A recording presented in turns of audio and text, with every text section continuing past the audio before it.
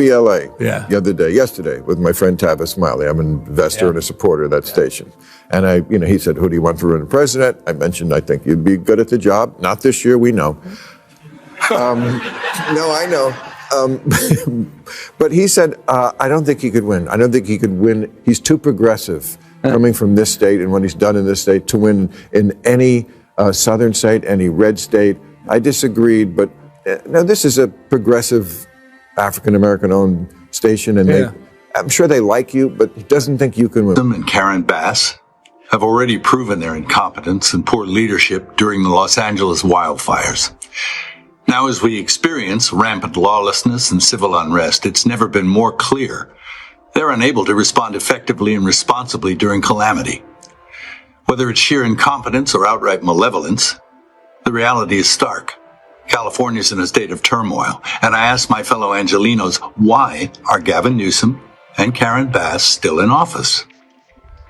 How much more of their destructive decision-making masquerading as leadership are we going to tolerate? We all know Bill Maher's got a soft spot for Gavin Newsom, but that hasn't stopped him from torching the California governor for wrecking the Golden State. Ask any Democrat who's gunning for the DNC crown in 2028, and Gavin's name pops right up. But his record-running California, Maher's own backyard, is an absolute mess, and it drives Maher nuts. So he didn't hold back on one of his favorite liberal golden boys. If you're craving raw, unapologetic political heat, smash that subscribe button and let's get into it. The law in this, I think we have way too many regulations and laws, as we've talked about. And this one, I think, says if you're a department store with over 500 employees, you have to have a gender-neutral toy department. Stuff like that. Yeah, I get it. So do you think that's silly? Do you think that's a silly thing that we too much government there? That's an interesting one because the department stores came to us supporting that. And they were the ones making a case for that. They were making a case they're already moving in that direction. Wanted you to make a law about them? Well, but they supported the legislation. It wasn't legislation that was enacted, that was initiated from my office, but it was legislation that came up with interesting support from the industry itself. Bill didn't waste time getting to the heart of the matter. Red tape in California. Under Gavin Newsom, the state has become a bureaucratic nightmare, entangled in so much regulation and inefficiency that it's nearly impossible to accomplish anything meaningful. Maher isn't just annoyed, he's furious. He thinks the endless paperwork and performative politics are choking the life out of the state. Just take last year's wildfires as an example. The government's response was sluggish, mismanaged, and borderline negligent. And now, look at its limp, lackadaisical reaction to the current ice-related riots raging across California. There's chaos in the streets and no accountability. Newsom's initial reaction was to side with the rioters and dare Trump to arrest him. 10 years. The fear, the horror. The hell is this guy? Come after me, arrest me. Let's just get it over with. Tough guy. You know, I don't give a damn. But I care about my community. I care about this community. The hell are they doing? These guys need to grow up. They need to stop. And we need to push back. And I'm sorry to be so clear, but that kind of bloviating is exhausting. So Tom, arrest me. Let's go. However, after mounting pressure on social media and growing backlash from both sides of the aisle, Gavin Newsom finally caved. He issued a public apology, groveling, backpedaling, and trying to save face for both his words and his inaction. Then came the tough talk. He threatened the rioters with legal consequences and warned that multiple arrests were imminent. But for many, it was too little. Too late. The damage had already been done, and Newsom's delayed response only reinforced the perception of weak leadership. His sudden shift in tone reeked more of political survival than genuine accountability, and people weren't buying it. He did eventually come out and apologize. If you want to go on Twitter, Rob, and just go to the apology video that he came out eventually. This is, I think, 4-5 days later. On day one, I asked him, I said, are you going to come out and do this? Watch how he's finally wanting to have his people be responsible. Go ahead, Rob.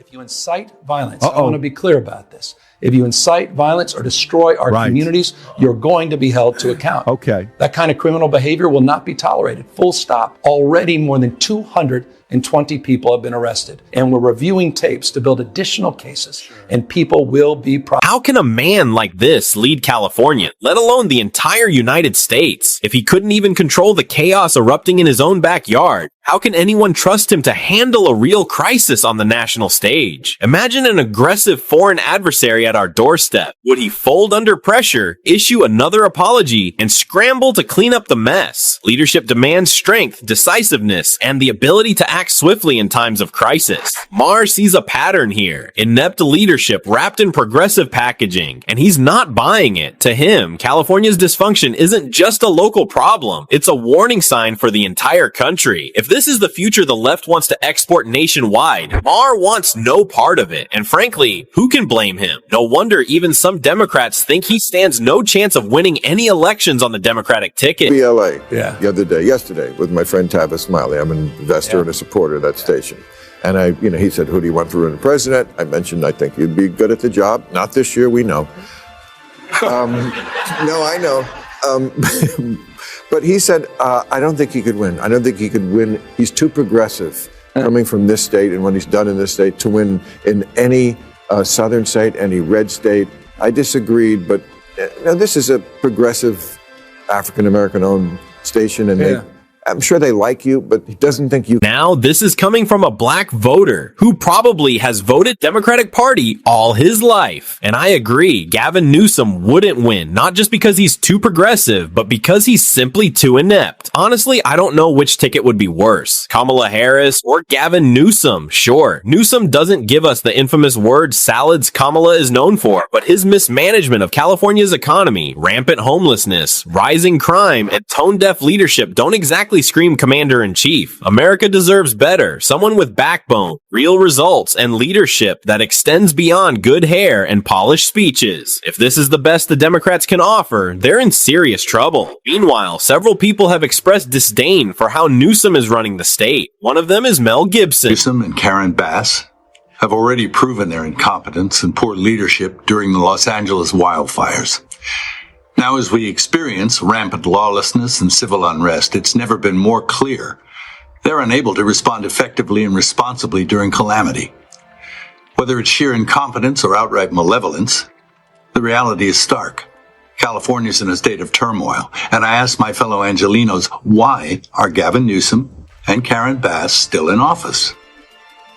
How much more of their destructive decision-making masquerading as leadership are we going to tolerate? Honestly, Gavin Newsom and Karen Bass should bury their heads in shame. And frankly, they should consider resigning. Their leadership has been nothing short of ineffective, and Californians are paying the price. Under their watch, the state has spiraled into a mess of high taxes, rising crime, unaffordable housing, and bureaucratic gridlock. Their inefficiency has driven countless residents to flee in search of better opportunities in states with stronger governance and lower costs of living. Just look at Joe Rogan and Ben Shapiro, both high-profile figures who packed up and left, citing California's crushing tax burden and economic mismanagement. And they're not alone. Families, business owners, and middle-class workers are all heading for the exits. When the so-called Golden State becomes unlivable for the very people who built it, that's not just a red flag, it's a 5-alarm fire. If Newsom and Bass can't reverse course, then the honorable thing to do is step aside and let someone competent take the reins. Another person who feels Newsom should resign is Bill O'Reilly. It doesn't seem to be an organic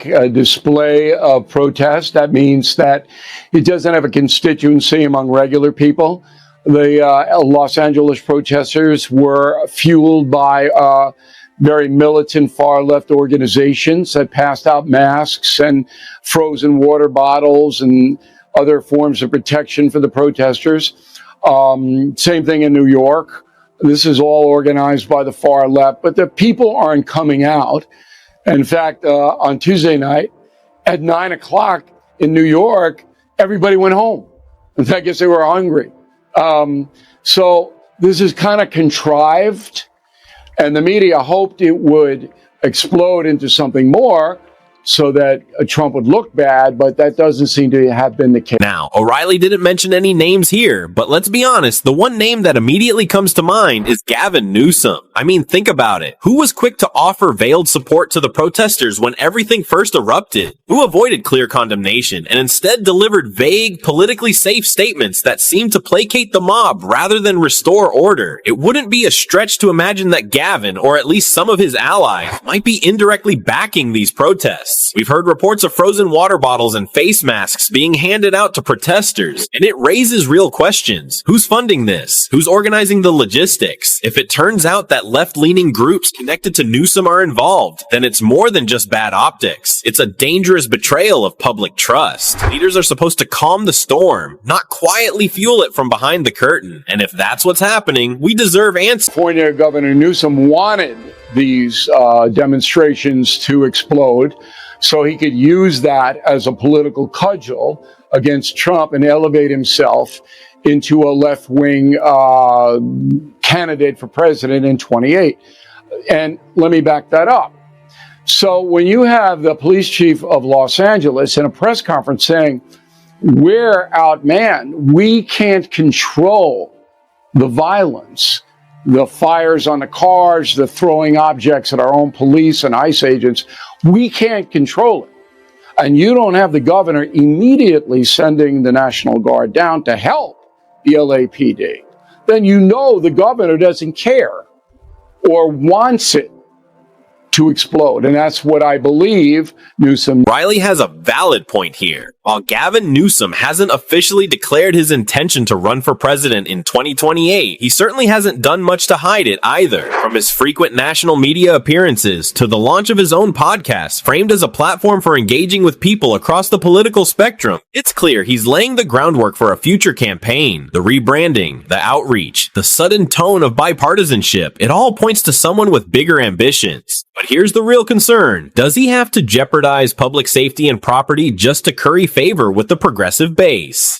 Encouraging soft on crime policies, turning a blind eye to civil unrest, and avoiding accountability in moments of crisis may win applause from the far left, but it puts everyday Californians at risk. Presidential hopefuls are supposed to lead, not pander. If Newsom is willing to gamble with lives and livelihoods for political gain, it raises serious questions about his fitness for higher office. Now, O'Reilly compares New York's response to the protest to LA's response, and you can clearly see Gavin's hypocrisy. They didn't want it to explode, and it's easier to control it here because the city is so claustrophobic, and the cops know how to do this, and they did a good job.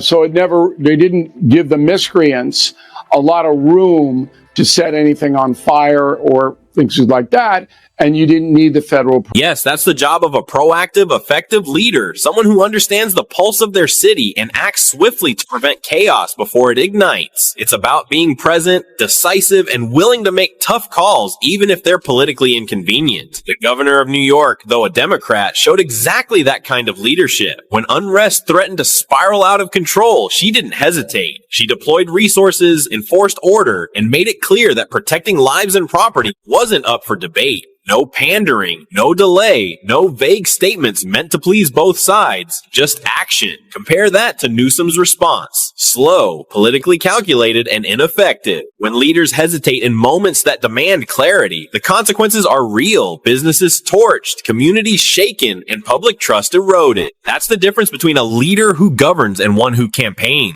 Or the notion we just have to continue to talk to ourselves or we're in the same damn echo chamber. These guys are crushing us. The Democratic brand is toxic right now.